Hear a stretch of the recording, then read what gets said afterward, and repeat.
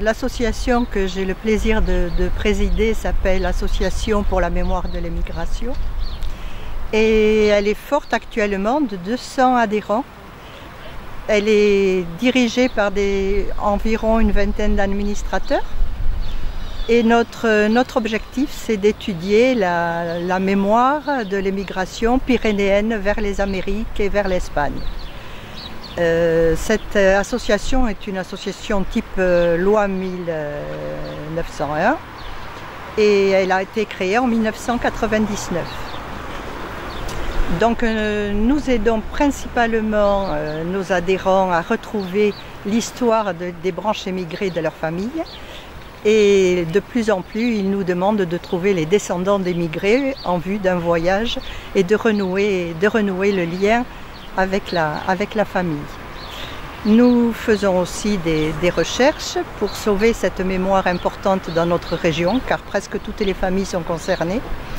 Et nous publions le résultat de nos recherches et les histoires familiales que nous découvrons dans une revue semestrielle qui s'appelle Partir et que je vais présenter tout à l'heure à l'AG annuel que nous tenons à Pau au mois de mars. Je précise que c'est surtout la mémoire de l'émigration pyrénéenne, vu notre siège palois, mais que nos adhérents sont sur tout l'Hexagone et nous avons largement dépassé ces frontières.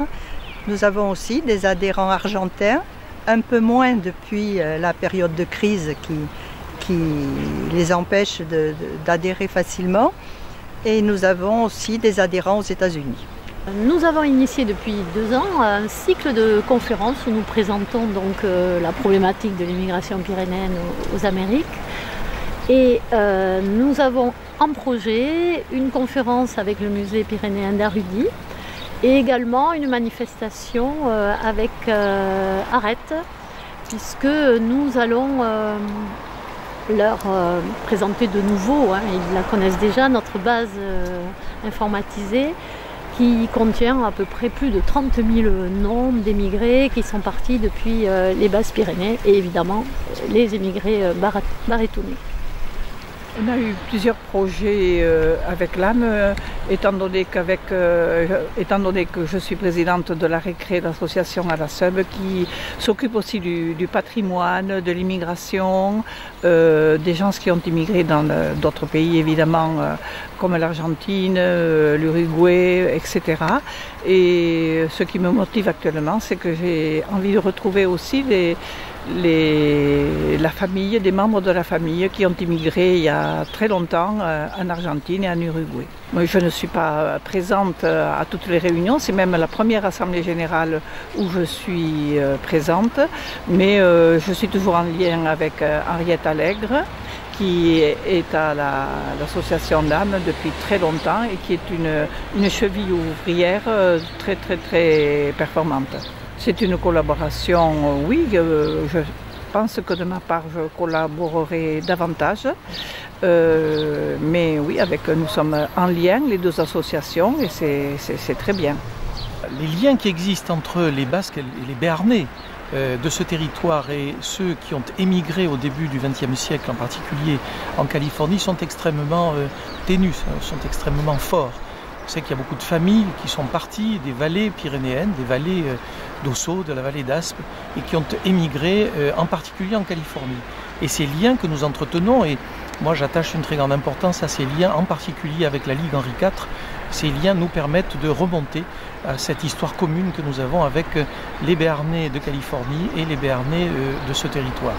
La Ligue Henri IV, qui est un club extrêmement fort et très puissant en Californie, et qui entretient les relations avec les Basques et les Béarnais de notre territoire.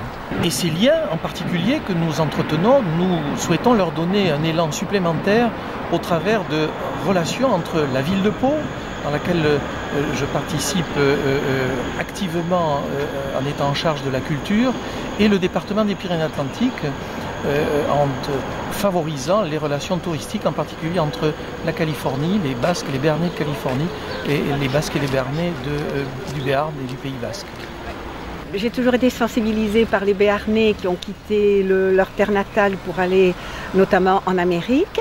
Et en 1969, une jeune femme qui s'appelait comme moi est revenue à Oloron à la recherche de ses ancêtres. Elle nous a transmis son arbre généalogique et nous avons vite découvert que malheureusement nous n'étions pas de la même branche. Mais ça a motivé mon esprit de recherche. Et en 2012, quand j'ai pris ma retraite et que je suis revenue sur Oloron, je suis repartie à la recherche de ses origines à elle et des origines de la famille du côté de mon père, dans la région d'Augeux, pour savoir si effectivement nous n'avions quand même pas un lointain ancêtre commun. Et depuis l'année 1969, nous avons toujours correspondu avec celle que j'appelle ma cousine d'Australie, qui finalement, hélas, n'est pas de notre branche, mais que nous appelons quand même cousine, et avec qui nous avons toujours des liens épistolaires. Et nous entretenons toujours une correspondance par mail. Elle a eu l'occasion de revenir 3 fois en Europe. Je dis en Europe parce que quand un Australien vient chez nous, il fait le tour de l'Europe. Et grâce à l'association, donc c'est grâce à la médiathèque d'Oloron que j'ai découvert l'existence de l'association. Et je suis entrée en contact avec elle. C'est comme ça que j'ai pu remonter à la fois les ancêtres de ma cousine et les miens pour savoir où est-ce que nous nous rejoignons. D'où mon intérêt et mon adhésion à l'association. Et depuis, je suis membre de l'association, je fais maintenant partie du conseil d'administration et j'aide mes amis de l'âme à tenir les stands puisque nous sommes présents au Salon du Livre de Pau, au Salon du Livre d'Oloron et depuis 1 an au très sympathique Salon du Livre de Bedouce qui s'est tenu pour la première fois en juillet 2018. Oui. Pour terminer l'histoire, grâce à notre présence au Salon du Livre d'Oloron, où nous faisons toujours beaucoup de rencontres, j'ai fait la connaissance des véritables cousines au 4e degré de notre amie australienne.